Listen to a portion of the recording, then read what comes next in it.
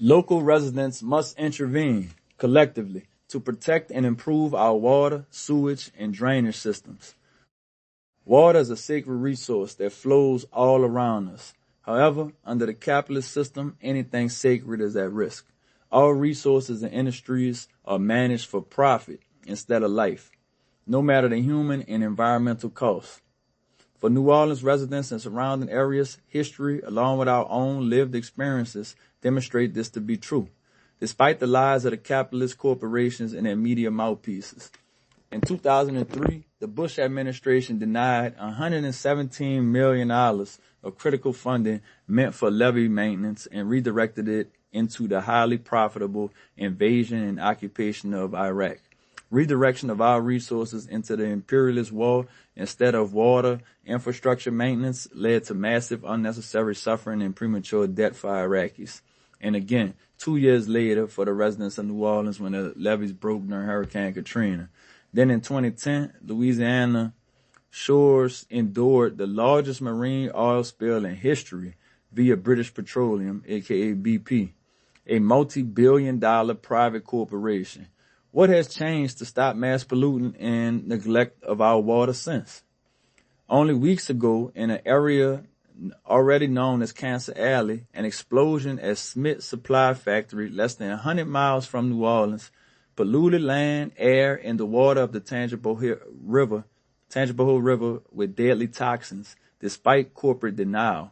Workers were vocal that this explosion could have been avoided.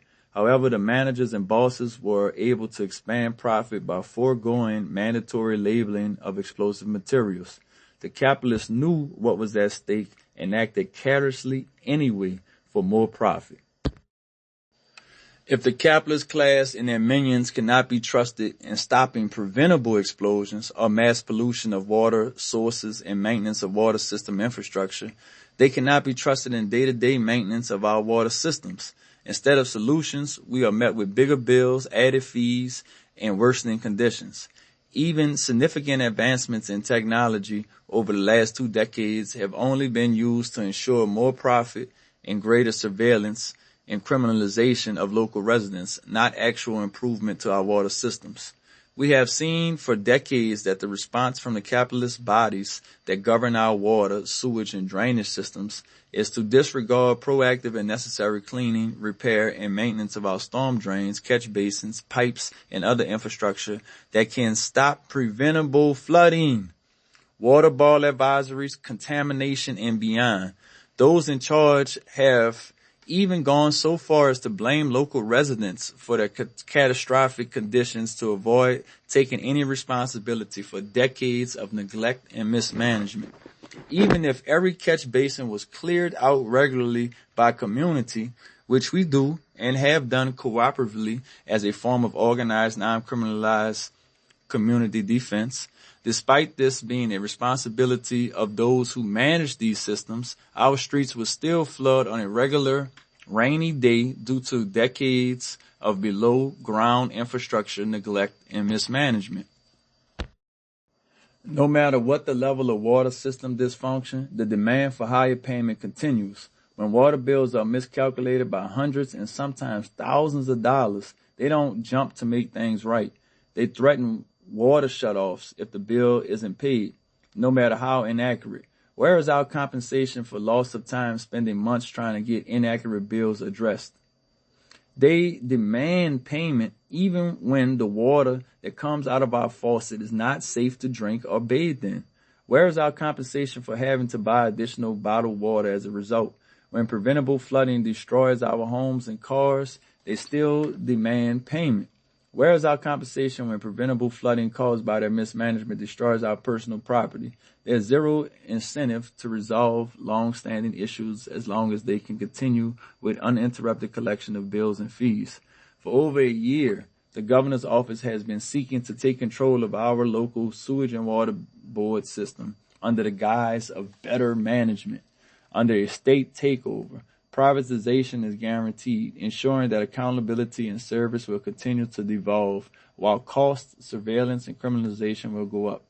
Capitalist management of our resources only guarantees continued unnecessary suffering and premature death. Conditions will only worsen if we do not combat the capitalist management of our resources. The time for intervention is now, and it must come from organized working class residents, not bureaucrats and private corporations. We must take matters into our own hands. We can and must intervene. The only permanent solution to protecting water sources and systems relies on the ability of working class people to get organized and take action. Together, we must replace the capitalist system with a social, political, and economic system that promotes collective stewardship of all of our natural resources for life, not profit. However, this work is not done in a day. It requires a commitment to principled action with other working class people over time as we step into our necessary role as community defenders for safe public water systems. There are many clear demands and goals we can achieve in this fight, even under the exploitative conditions of capitalism. Taking necessary steps to put pressure on those who manage these systems is key to advancing a people's agenda. We can fight to stop bill hikes, added fees, water debt, water shutoffs, a state takeover, and further privatization of our water resources and systems. We can fight for regular maintenance, cleaning, and repair of infrastructure that should be happening anyway. We can fight to ensure water and sewage and water board workers receive living wages. We can fight to hire more workers to focus on drainage without an increase to our water bills, nor an increase to their workload. More local work is clearly needed. Therefore, we can fight to fund recruitment, training, and retention of more local workers at a living wage. There is so much that we can do to improve our current conditions, even under the capitalist system, but reforms, repairs, and concessions are not enough.